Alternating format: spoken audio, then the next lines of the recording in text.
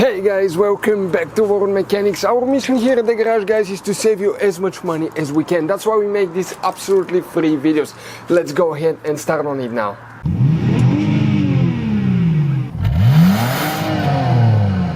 Today we're going to show you how to replace the driver's side headlight bulb on your Mazda CX-7.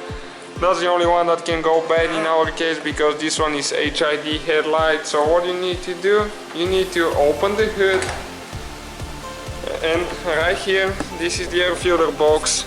Right there, between this and the fender is where the bulb is, down there.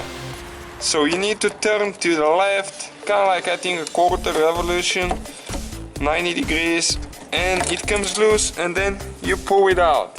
Okay, this is the bulb right there. In order to replace it, you need to press down right there, and you just pull it out and replace it with a new one, like that.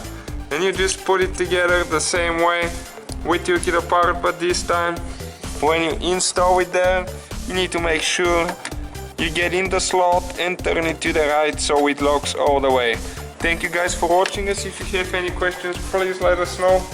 Hopefully guys the video was helpful. Please do not forget to comment, like, subscribe. That way we can keep making these absolutely free videos. Guys, we have more than 19,000 free repair videos on our YouTube channels that can, guys, save you thousands of dollars in future repairs. Check them out. Thank you guys for watching and see you next time.